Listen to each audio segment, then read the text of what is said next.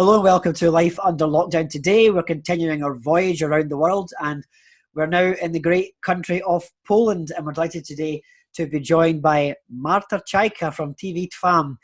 So, Hello. witam mi Marta, Sotham. Hi, thank you for having me, and I'm really surprised that I'm talking to you this way in this very interesting times. But Yes, it's nice to see you. You look good.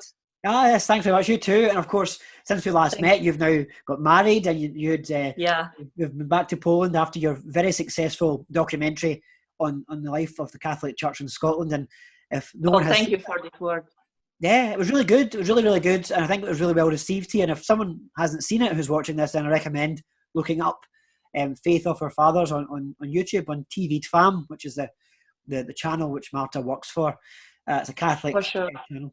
Yeah, so Yes, it was a pleasure to. Doing this documentary was totally unexpected for us because we went to Scotland to do another piece about abortion, actually, and the fight for life in your country. And then we met you, and there were other interviews, and we decided, well, it's not a coincidence. We are here, maybe the only time, so let's do it. And it was really perfect and great meetings with perfect people, and I'm really grateful that we were able to do that. That's brilliant. That's brilliant. Of course, nowadays we're all a bit restricted. I don't think I'll be going back to Poland for a long time. Last time I was there was December. I was in Gdansk, which was lovely. Yes, I know. I saw that. Yeah. Yeah, it was really. Did you enjoy it? Oh, lovely, lovely city. Really, really amazing. I was really impressed by the two museums. I was impressed by the Solidarność Museum, which was fascinating. Yeah. Such a great history for Gdansk and Poland in general, and the World War Museum, which is absolutely, I would say, the best museum I've ever been to. That's nice to hear. I was also in this museum like 2 years ago, and I have to go back because I wasn't even able to, take all this in at one time.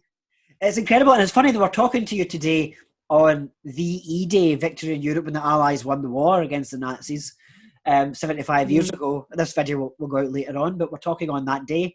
So it's quite interesting that we're talking to a person from Poland who's seen a country that's seen a lot of national crises in their time, and this no least is none different. How is Poland coping with the pandemic?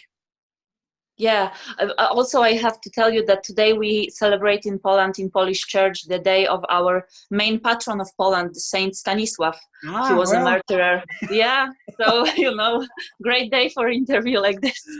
It's funny, when I'm doing interviews with people from various countries and various things, it seems to be serendipity, it seems to be by chance or coincidence that it tends to be linked to the feast of the various people I'm talking to.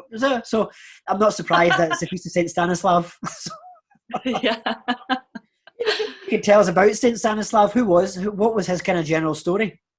He was a Polish bishop, and he was actually murdered by our king because he was against his mistresses and sinful life.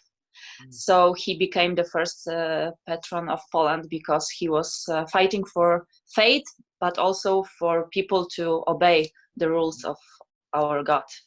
Wow. Of course, it's... That was at very beginnings of Poland. Yes, the very start. Of course, many people are aware that my ancestry is Lithuanian, but also having done a DNA test recently, I've found out that I have probably Polish blood as well, so maybe we're distant cousins somehow. Perfect. I certainly always felt a real attraction to the Polish nation and culture. I think it's a wonderful place. I think the sad thing for me after Brexit in this country is that there's a chance that many Polish families who have came here, just like my families did in the past, and have enriched our society, will maybe not feel as welcome anymore and maybe have to leave. And we hope that's not the case, because they've been a great addition to Scotland, Polish people. I think it's interesting topic, but I don't know if you spoke to any Polish families or people over there, because I have few friends in Scotland, but also in England, in London. My family is there, and I must say that, of course, some people think about coming back, but many of them are planning to stay because they have their jobs there, their kids are born there, they have school, they have, houses, they bought place to live there. So I think many of them will stay. Ah, that's good. That's good. Sadly, maybe for us. Well, funny, I shouldn't have mentioned the B word, Brexit, but we had that for the news for about a year and a half, and people were sick of Brexit. But now they were getting coronavirus. Everyone's saying, "Here's Brexit." B, now C. But no, it's good. It's Yeah. good to hear that some Poles are staying, because I really do want to emphasise how much they add to our country and society, especially from the Nice to Catholic hear that. viewpoint as well. Speaking of the pandemic, how is the church in Poland adapting to the scenario there? Well, I think it's quite similar to what's happening in other countries, because we are locked down at our homes. Basically, it's from the second week of March that we are facing this coronavirus that came like out of nowhere.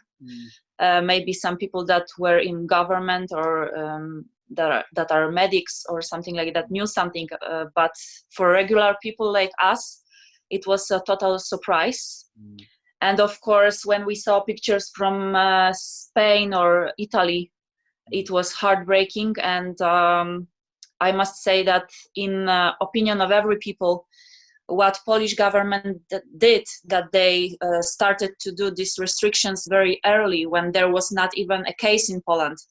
I think in opinions of many, this is what saved us from what's going on in other countries. But as everything, it has two sides, because our economics, our businesses, people are suffering now because they are losing jobs.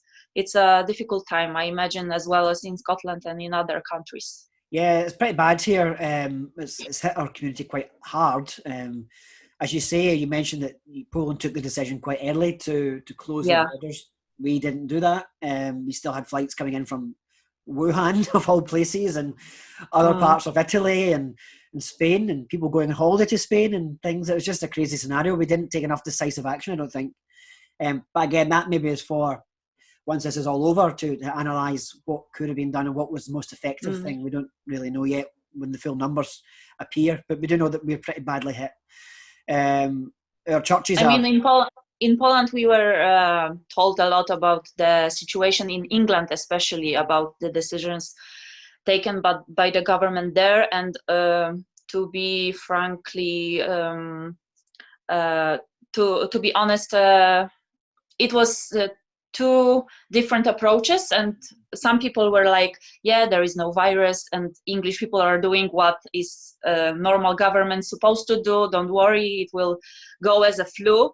And the other were like, look at Italy. And then when this situation came to the point that even the Prime Minister of Great Britain was ill and he was hospitalized, I think many people were like, well, our government did what they were supposed to do. So that's also what's the perspective from here, that we were watching what other countries were doing, and the appreciation for our actions taken here were growing up.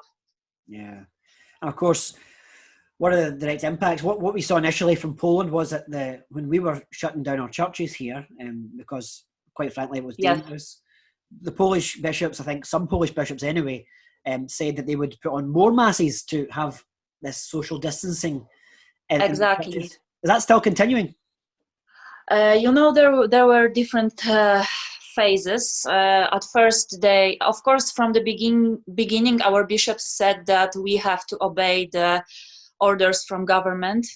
I like the one priest. He's quite old, I might say. He's I think around 90 now, and he's a big brain. Father Knabit, maybe you heard about him, maybe no, but maybe who's listening heard about him. Anyways, he said, our mind says that we have to obey what the government says, but our faith says that we have not lose hope. So I think that our bishops were acting with this in their mind, because they told us to obey what the government is requiring of people. So at first there was this limitation, I guess, maximum 50 people in the church. And then when there was total lockdown, everything closed, there was only 5 people allowed in the church for a mass. Of course, there were situations that in many churches, when this first phase was, that bishops encouraged that there will be more masses so people can go to church. But later, when there was only 5 people, it was total lockdown. Even the Easter, I think never in the history of Poland, even during war, even during the time when we were erased from the map for 123 years, there was not a situation that churches were empty, And this 2020 and introduced us to face something that was never in our history, and it was, to be honest, quite hard time for us. But there were many masses on Facebook, on internet, of course. I think it was a great opportunity for parishes to create even websites because they didn't have one, Also in television, in the national television, in our Catholic television, but also other.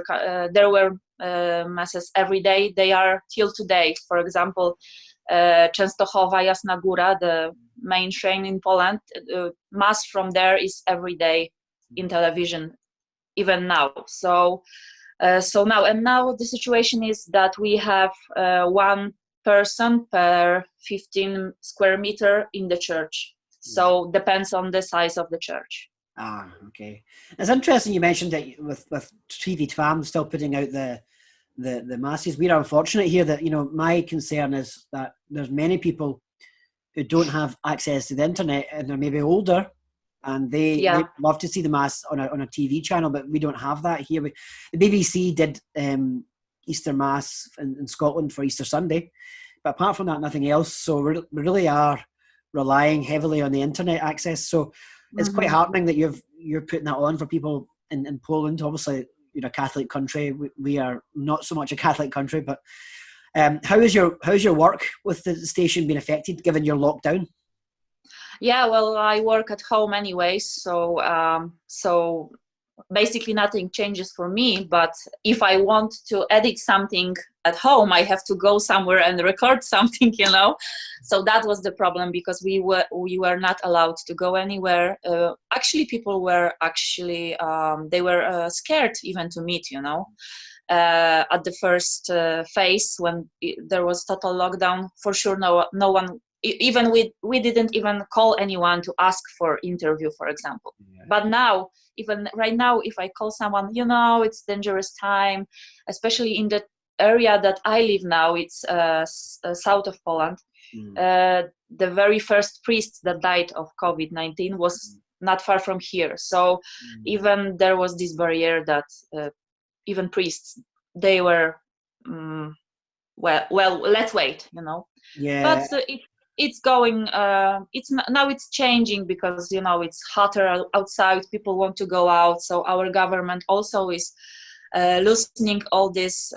Schools are still closed, of course, but we are now wearing masks and are allowed to go out, meet and work as well. Is it official policy of the government do you have to wear a face mask outside? Yes, for few weeks now, if you want to go outside, if you are not sick in any way, if your health condition is not preventing this, you have to wear a mask. Interesting, because our approach is slightly different. The Scottish government has recommended it, but they haven't really enforced it. Oh no, you can get a ticket if you don't. I think I probably agree with that. I think that's probably appropriate, because we're seeing that the Chinese have been doing that for years as a means of preventing infection amongst populations. And we're seeing that in Italy and Spain, and now, as you say, Poland as well. So maybe that might happen here in the UK as well. It's interesting though, but it's a strange time for everyone, especially coming from the church, how reliant we were on going to the sacrament and going to mass. And I think that's a big miss for us. How do you think the church in Poland will recover from this? Is there a financial hit on the church in Poland? How does that work? I know in Scotland there is certainly a financial hit on the church income. I think it's a great question and a big problem that we are facing. Of course, when there were no people in the church, they were not giving any, let's say, money to help to live. But I think there was this one, for example, particular case that some nuns from Poland, they received some, they wanted to do a big reconstruction of their monastery because it was ancient. I don't remember from which century, but it was a few centuries back. So they won some money from European Union, and they are doing this big reconstruction. And now coronavirus, they don't have any income, and then so they asked for help. And I know that many people helped. So if someone reached out and asked for money, for help to survive, Polish people were willing to do that. Also, it's funny because in this time you would think that many people would be scared, and of course there were cases like this, but in many cases, like, of course, we see all over, people were determined to help each other, to take care of our elderlies, but also about our priests, the situation that we were cut off from our priests, from sacraments, from every kind of community, because we were not allowed to meet.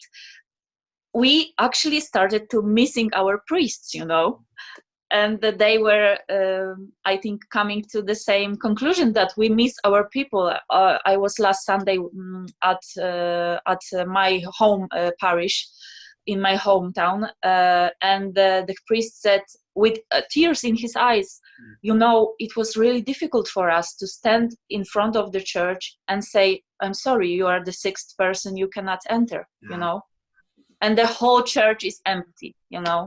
There was also this question, why are people allowed to be, for example, 50-60 people in the marketplace, but only 5 people in the church? There were really questions that are not answered still, and I think many people are still suffering from this time that they were cut off totally from the church. But I think financially, it's an interesting question. You're talking about, your phase seems to be a bit more advanced than us.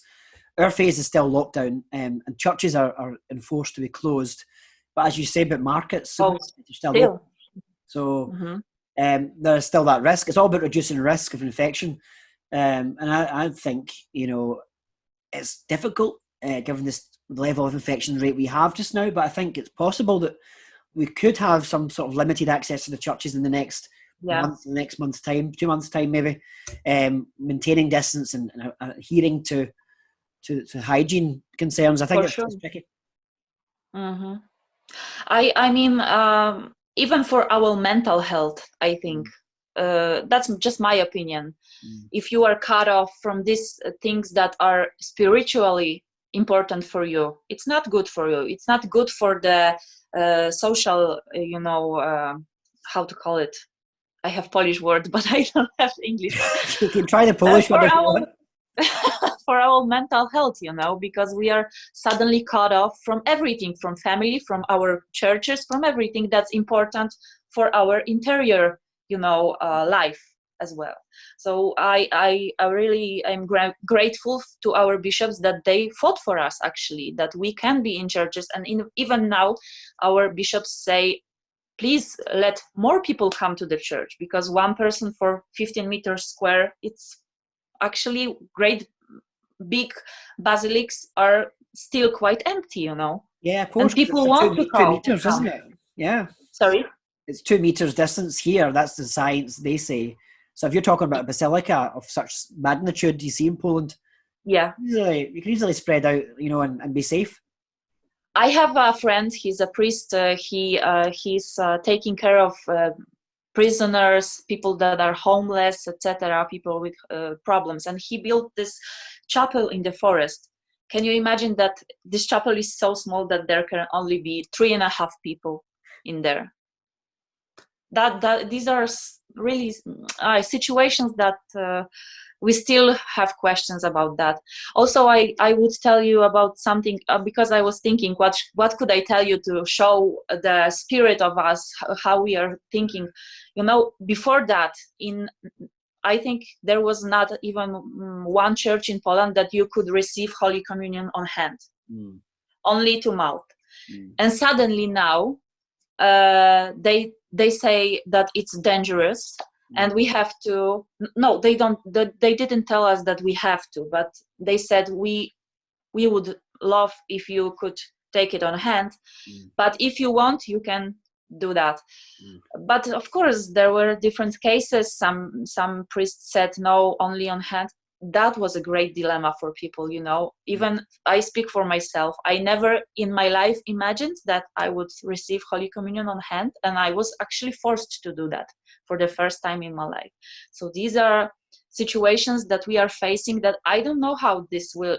The question you asked earlier, what will be the impact, how we will recover, I don't know, because even from talking to my friends, I see now that for 2 months almost they didn't go to church because they were not able to, and they don't feel that they miss it, because many people were going to church only because of tradition, because of parents, because I was raised Catholic. But all you can do is you can do in faith in total freedom, So I think maybe in this time also many people would recognize, but that maybe they don't need church every Sunday, These are really tough questions and tough. Interesting, because you're coming from a very different perspective in terms of where the Polish church is and the way the Polish Catholic faith is. We still view the Catholic faith in Poland as being strong, but I guess, as you touched upon, if it comes from a position where people are going to church in Poland not out of love of God and out of love of sacraments, but just simply because it's habit, then you're going to expose that lukewarm nature. It's interesting, though, that you're mentioning this, because for us in Scotland, we have a very low attendance rate at Mass. I think it's about 15% of Scottish Catholics attend Mass. It's a lot lower than Poland. But yet we're seeing an increase in interest in online services, people turning to prayer, people returning back to the faith. We're seeing that, which is really, to me, it seems like the opposite effect in Scotland just now. I think the pandemic has made people think, okay, let's consider faith again. So that's a strange kind of contrast. Regarding your comment about communion. Well, I don't want you to think that it's all going black in here, But also, I know that many people from abroad look at us and say, "Oh, you are so Catholic country." That's true, of course. 90% are baptized, but sadly, sometimes this faith is only based on tradition, on stuff like that. So I think for this time, it could be something like we read in the book of Revelation, that I don't remember how it's in English, but I prefer you would be cold or hot, not in the middle. You recall? Yeah. So I think this time might be something something like that for some people, that they would stand on each side, and from there we know that God can work more if not from the middle. It's better if you are cold or hot. Exactly. Let's look at the word's lukewarm, in a sense. That's a lot of lukewarm Catholics out there.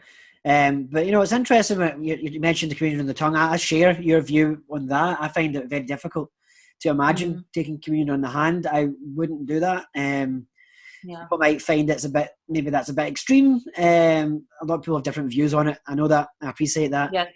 But for me personally, I couldn't take communion on the hand. And first of all, if it's not safe to take communion on the tongue, I don't think it's safe for us to be in church. That's my view on it. Because there's an implication that there's still a risk of infection. But there's still a risk of infection from touching the priest's hand when he puts it in your hand. Same idea. So I don't see the big problem there, but I can see that being an issue in the next few months and maybe the next year or so as we come out of this situation and we're trying to reduce reinfection rates. So it's an interesting kind of dilemma, and we're all stuck in these dilemmas, and the questions are going to be asked.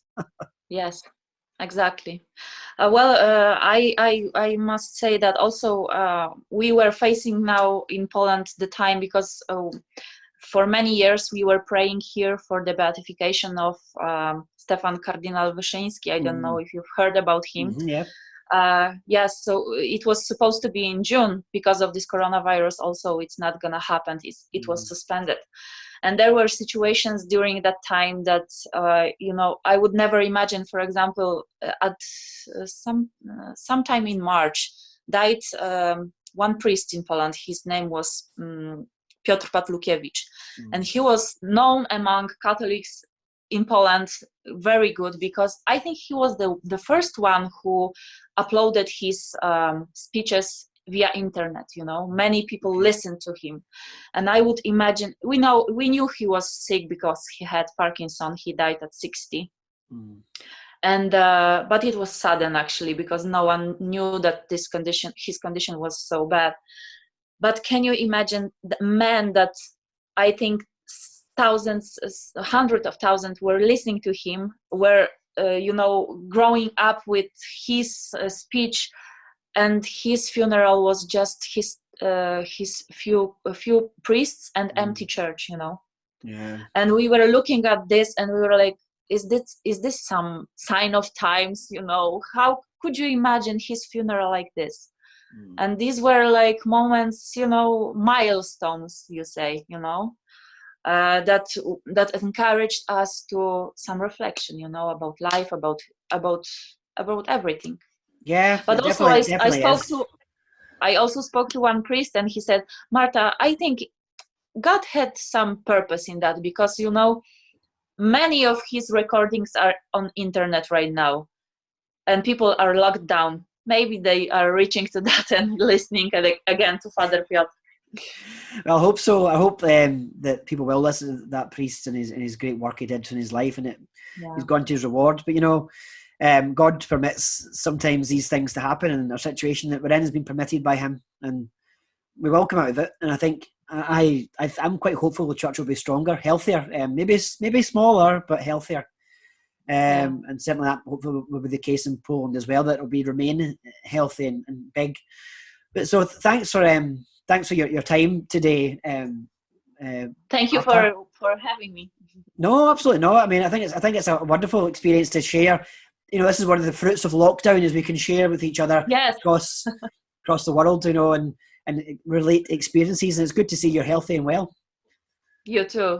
And thank you for having me. And I wish all people in Scotland, all Catholics, that we soon can go to our churches and pray together, and face the, like you said, better world, better church, because of that, because we all believe that suffering is part of our salvation. So, only with God and with hope we can survive that.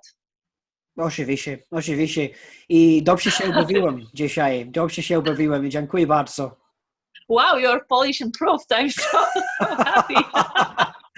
Немного. Dziękuję Ci bardzo. Po żydaszku. No. So thanks for your time once again, and keep safe and keep well. God bless. You too. God bless you. Szczęść Boże. Bye. Boże.